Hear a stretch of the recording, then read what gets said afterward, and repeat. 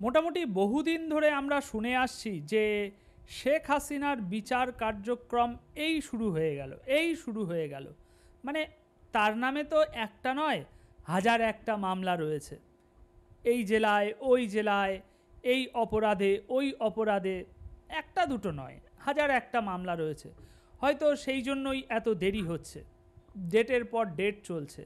এদিকে জুলাই গণ অভ্যুত্থানের যেসব মহান শহীদরা শহীদ হয়েছেন, এই দুদিন আগেই দেখছিলাম যে সেই শহীদ পরিবারের লোকজন তারা এখন আন্তর্জাতিক অপরাধ ট্রাইব্যুনালের সামনে গিয়ে বিক্ষোভ দেখিয়েছে এবং তারা হুঁশিয়ারি দিয়েছে যে আন্তর্জাতিক অপরাধ ট্রাইব্যুনালকে ভেঙে চুরে দেয়া হবে।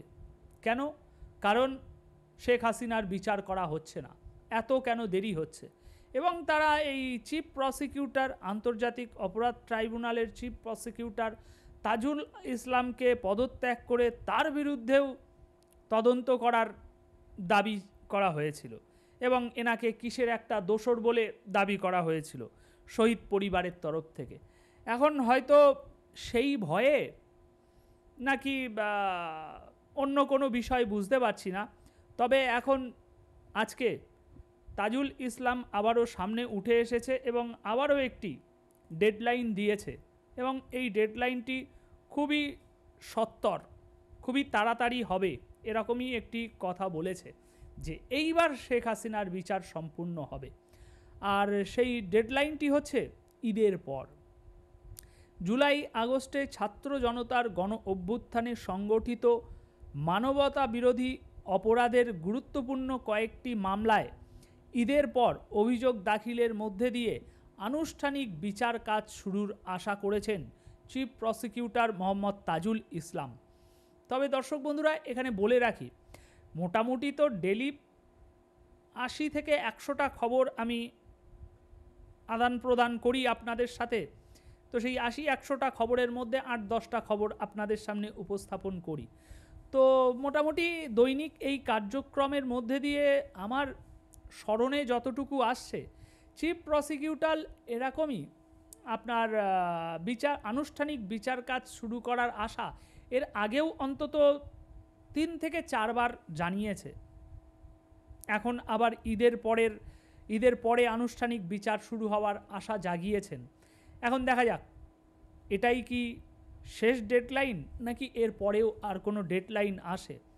তবে একটা বিষয় খুবই চিন্তার, খুবই ভাবনার, যে তাজুল ইসলাম স্যার এই আন্তর্জাতিক অপরাধ ট্রাইব্যুনাল নামক তাদের ব্যক্তিগত ট্রাইব্যুনালে, ব্যক্তিগত আদালতে, এখন রাগ করবেন না, আমি এই আন্তর্জাতিক অপরাধ ট্রাইব্যুনালকে কেন ব্যক্তিগত আদালত বলছি, এর বিভিন্ন কারণ আছে।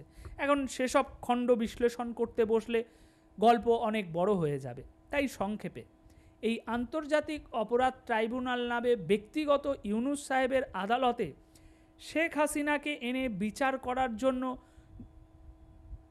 জুলাই আন্দোলনের সমর্থনকারী জনগণদের সামনে যে একটা মূল্য বলবো নাকি গাজর বলবো, যাই হোক একটা মূল্য কিংবা গাজর ঝুলিয়ে রাখা হয়েছে, সেটা হয়তো এই জুলাই গণ অভ্যুত্থানের সমর্থনকারী জনগণ দেখতে পাচ্ছে না।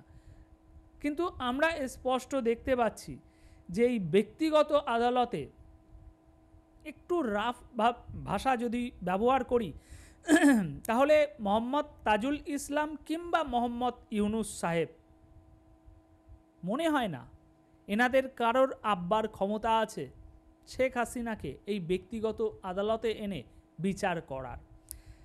এখন দেখা যাক ঈদটা ভালোই শেষ হোক, তারপর পরবর্তী কি আপডেট আসে অবশ্যই আমি আপনাদের সামনে উপস্থাপন করব। এখন এ বিষয়ে আপনাদের যদি কোনো মন্তব্য থাকে, তাজুল ইসলাম এই আন্তর্জাতিক অপরাধ ট্রাইব্যুনালে শেখ হাসিনার বিচার করবে, এ বিষয়ে আপনাদের কি সম্ভাবনা দেখতে পাচ্ছেন আপনারা?